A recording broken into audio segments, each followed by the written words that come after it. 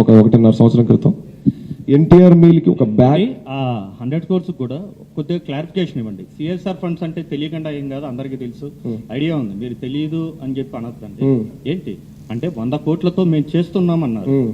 100 కోట్లు చేస్తున్నామంటే ఆల్రెడీ ఉన్నట్లు, ఎక్కడి నుంచో వచ్చేది కాదు కదండి. ఆల్రెడీ ఉంటే మనం చెప్పాలి, ఓకేనా? సో మీరు పోస్టర్ కూడా 100 కోట్లతో చేస్తున్నాం సేవా కార్యక్రమాలని చెప్పి చాలా క్లియర్గా మెన్షన్ చేశారు. సో అలాంటప్పుడు ఉంటే ఉన్నదాన్ని మేము ఇంత పెద్దది చేస్తున్నామని చెప్పాలి. అసలు లేని దాన్ని మేము సృష్టిస్తామని చెప్పడం ఎంతవరకు కరెక్ట్? ఎలా దాన్ని ప్రజల్లోకి తీసుకెళ్తున్నారు? ఆ 100 కోట్ల రూపాయల ఫండ్స్ అనేది సేకరించి చేస్తారా? అది క్లారిటీగా చెప్పాలి. మేము సేకరించి కాదు, 1000 కోట్ల రూపాయలు మేము సంపాదించి దాన్ని మేము ఖర్చు పెడతాం అనేది ఒక పద్ధతి. ఆల్రెడీ నా దగ్గర ఉంది 1000 కోట్లు, మేము ఖర్చు పెడదాం అనేది ఒక పద్ధతి.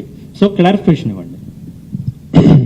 ఒక సినిమాను మనం అనౌన్స్ చేసేటప్పుడు ఒక ప్రొడ్యూసర్ దగ్గర మొత్తంలో డబ్బు ఉండదు. ఫినాన్షియర్స్ అని ఒకటి ఉంటుంది.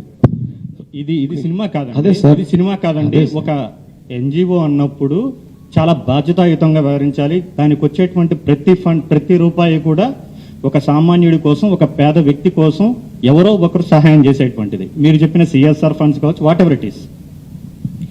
సిఎస్ఆర్ ఫండ్స్ అనేవి జనరల్గా ఎలా వర్క్ అవుతాయి అంటే, మనం ఆ గ్రామానికి వెళ్ళినప్పుడు మా గ్రామ కమిటీ ఏదైతే ఉంటుందో వాళ్ళని ఎడ్యుకేట్ చేయాలి. First point.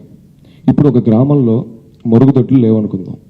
ఆ గ్రామంలో మా టీము, ఆ బాధితుడు డైరెక్ట్గా టాటాకో లేకపోతే ఒక కంపెనీకో ఫోన్ చేసి, అయ్యా మా ఊర్లో మరుగుదొడ్లు లేవు, వచ్చి మరుగుదొడ్లు కట్టండి అంటే కట్టరు. దానికి ఒక ప్రణాళిక ఉంటుంది. ఫస్ట్ ఐడెంటిఫికేషన్ ఆఫ్ ది ప్రాబ్లంని గుర్తించటం. 2 ప్రెజెంటింగ్ ద ప్రాబ్లంని ఎలా ప్రజెంట్ చేయబోతున్నాం. 3 బడ్జెట్ అనాలిసిస్. అసలు మీ ఊర్లో ఎన్ని గడపలు ఉన్నాయి, ఎన్ని గడపలకి ఎన్ని బాయికాణాలు కావాలి, బాయికాణాలు కట్టిన తర్వాత మళ్ళీ వాటర్ ప్రాబ్లం ఏమన్నా ఉందా మీ ఊర్లో, ఇలా ఒక డీటెయిల్డ్ ప్రాజెక్ట్ రిపోర్ట్ అనేది ఒకటి ఉంటుంది. మనం ఊరూరు తిరిగి మన వాళ్ళని ట్రైన్ చేసుకొని రిపోర్ట్లు తయారు చేసుకొని లీగల్గా గవర్నమెంట్కి సహాయపడే విధంగా, హెల్ప్ అయ్యే విధంగా, వ్యతిరేకంగా కాకుండా దీన్ని వాళ్ళకి ప్రజెంట్ చేయడం జరుగుతుంది. It's a process sir. మనం ఇదంతా చేయకుండా 100 కోట్లు ఏ సిఎస్ఆర్ కంపెనీ మన ఎన్జిఓకి ఇవ్వదు. First point to be noted sir. And ఇంకోటి పోతే మేము 100 కోట్లతో చేసేస్తున్నాం అని ఎక్కడ చెప్పలేదు.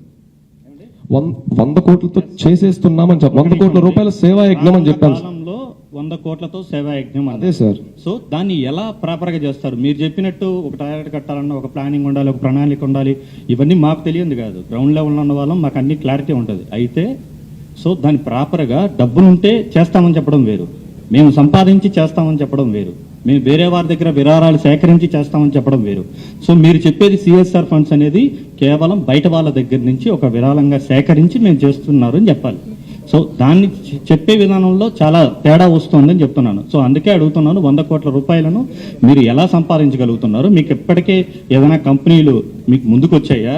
అంటే కార్పొరేట్ కంపెనీలు ఏమైనా ముందుకు వచ్చి మీకు 100 కోట్ల రూపాయలను మేము ఇస్తాం సో ఒక ఎన్టీఆర్ సంస్థకు మేము అందజేస్తున్నాం అని ఎవరైనా చెప్పారా? మీరు ఎవరినైనా అప్రోచ్ అయ్యారా?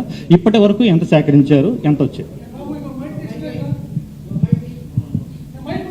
సార్ ఇదంతా ఒక పెద్ద లాంగ్ ప్రాసెస్ సార్. సేకరణ అంటే ఇప్పుడు మన ఆంధ్రప్రదేశ్ ఉంది సార్.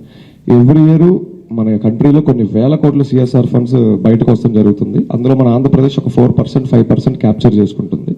అండ్ క్యాప్చర్ చేసిన ఫండ్స్ని ఎప్పుడైనా ప్రభుత్వం మేజర్ థింగ్స్ మీద పెడుతుంది. Like health care, child education, అలాగే గ్రామీణాభివృద్ధి. ఇందులో ఒక నెంబర్కి ఏమవుతుంది సార్, రూరల్ డెవలప్మెంట్కి చాలా తక్కువ మొత్తంలో సిఎస్ఆర్ ఫండ్స్ ఇంప్లిమెంట్ అవుతున్నాయి. ప్రస్తుతానికి ఉన్న, నేను ఇంటర్నెట్లో ఉన్నది, ప్రాపర్ రికార్డ్స్లో ఉన్నది మాత్రం చెప్తున్నాను సార్. ఇది ఎంతవరకు వాస్తవాలు అనేది ఇంక దాంతో ఆ రిపోర్ట్ దగ్గర తీసుకొని వదిలేద్దాం. సో మనం రైతే రాజు, ఒక్క నిమిషం,